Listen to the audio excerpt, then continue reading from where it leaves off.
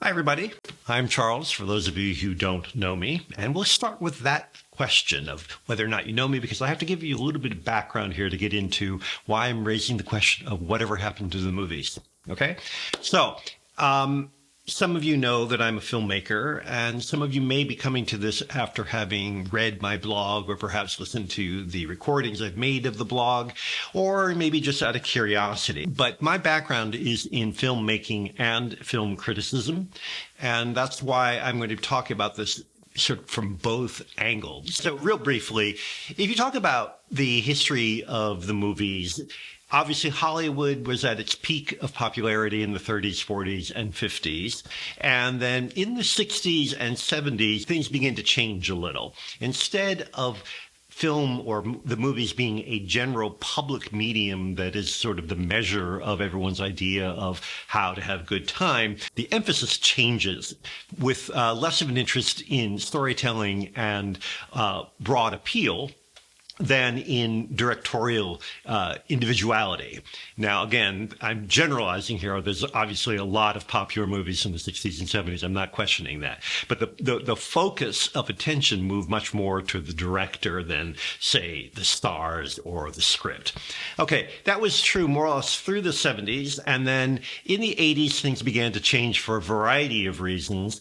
And of course, from the 50s onward, parallel with all of this is television. And television was both a competitor to movies and also a rescue, if you will, for the studios, because it provided a steady stream of income from licensing existing content.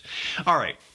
One thing to keep in mind, though, about how the movies evolved is that they started out as an inexpensive general public medium, particularly in cities. It was a mass audience, but it was generally available, providing a kind of shared experience.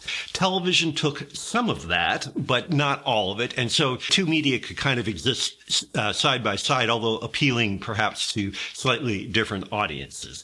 That is no longer true. I think anyone would agree that movies today are no longer the most popular medium, the medium that defines experience for people. So that's what I'm interested in. How did that happen?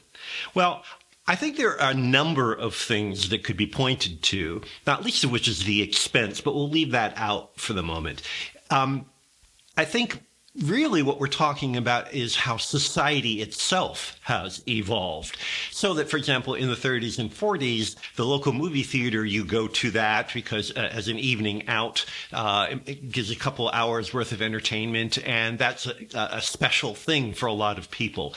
Well, we're now at the point where media are so common in so many different forms that model certainly does not exist. Even if you go to the movies regularly today, it's not going to be with that expectation. And so there's that. There's the narrowing down of the importance of a movie to an audience. So there's that. And then there's also the question of how our lives have become ever more saturated, not just with media, but just all sorts of options, not just in terms of entertainment options, but the couple of hours that you might want to go to a movie. Well, that's not really so easy to do anymore, even if on a weekend. And so it's something you have to kind of choose to do.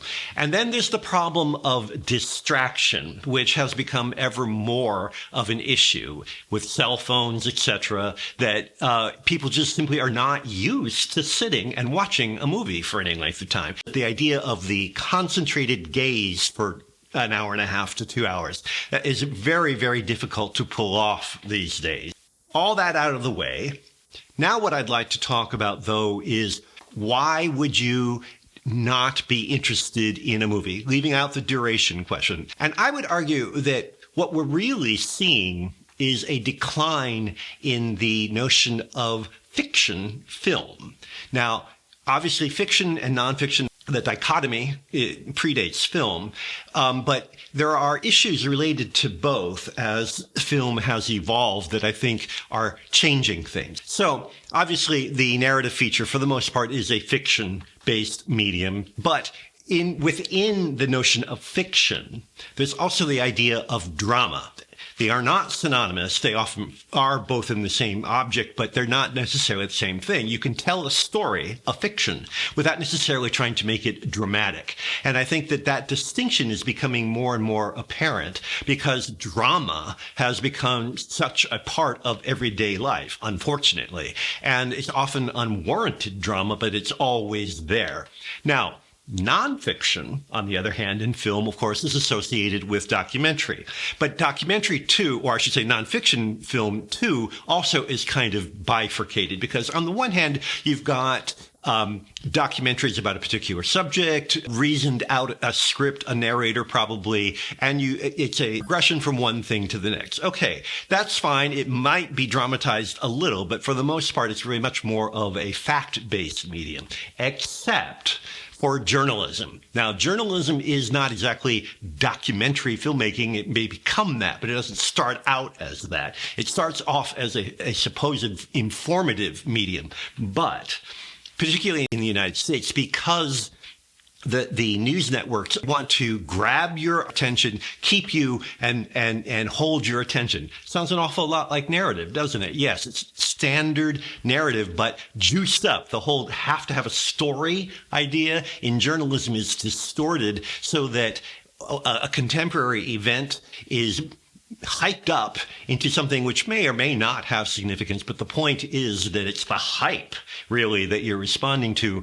Anyway, getting back to what does all this have to do with going to the movies? Well, maybe it's just because we're sick to death of drama. Really, it could be as simple as that. Storytelling continues to absorb attention. But whether or not we really want this constant barrage of emotional manipulation, that's a different thing. I think one reason why movies are dead, as people like to say, is because it has been drained of all significance beyond hype. That's not to say you can't make a good movie. Theoretically, you can. But it does mean that all of the techniques that are traditionally used for making it an absorbing experience have been beaten into the ground and to the point where they really can't be used in any way other than an exploitive fashion.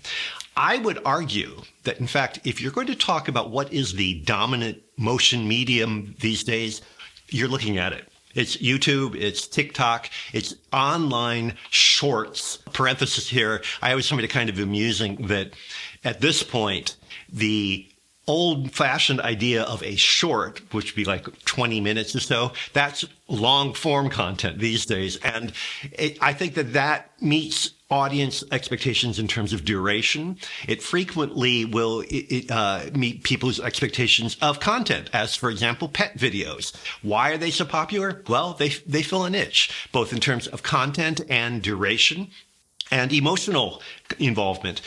So anyway, all of this is to say that a lot of what people might have gotten from the movies before, they just can't get anymore because there's no fundamental investment in it as a medium. There's plenty of money invested in it, and there are plenty of habits that are being repeated. But that doesn't mean that the end result will have any conviction.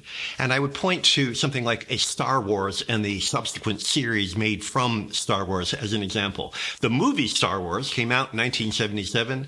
That could never be made now, in the sense of one director or one person, George Lucas, having an idea that he sees through to the end. And yes, connects tremendously with an audience. That just isn't there. Sure, we get lots of mass media, lots of hits, but it's all pre-digested. It's already been turned into a hit before you even get to see it. And so there's no real discovery anymore. The movies have become effectively a commercial medium in the worst sense. It's a pre-sold package that you like or don't like, but you forget about it as soon as you finish seeing it. So anyway, that's where I see movies. That's why I think that's why I hardly ever go to the movies. And for those of you who read my blog or listen to my podcast, you may have wondered why I so seldom deal with contemporary films. Well, now I've more or less revealed why, which is not to say that I don't have anything to say about other movies or indeed the occasional new movie that does catch my attention. But for the most part, movies are dead. It's as simple as that. They're dead.